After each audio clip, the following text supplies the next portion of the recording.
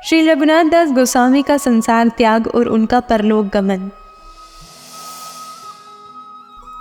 रघुनाथ दास की स्थिति जो पहले ही चैतन्य महाप्रभु और स्वरूप दामोदर के जाने के बाद टूटे हुए एक की तरह हो गई थी, अब श्रील सनातन गोस्वामी और रूप गोस्वामी के तिरुभाव के बाद और भी बदतर हो गई। वह जमीन पर लौट लौट कर अपने गुरुओं के लिए रोते रहते थे और उनकी आंखों से लगातार आंसू बहते रहते थे।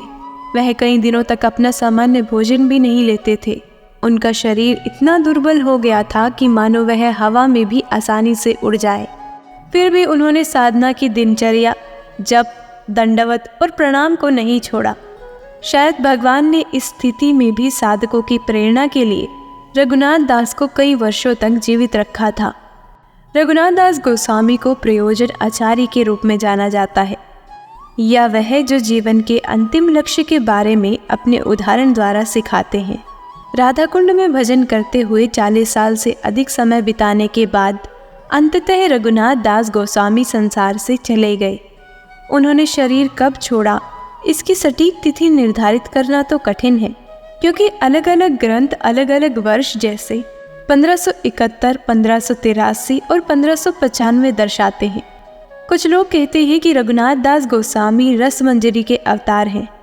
कुछ के अनुसार वह रति मंजरी का अवतार है, जिन्हें तुलसी भी कहा जाता है, और कुछ अन्य का कहना है कि वह भानुमति मंजरी का अवतार है।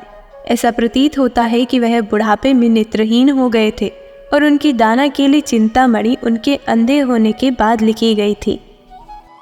ये थी श्रील रघुनाथ दास गोस्वामी जी की जीवन कथा।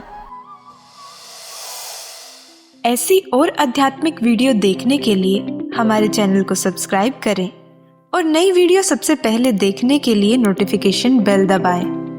राधे राधे।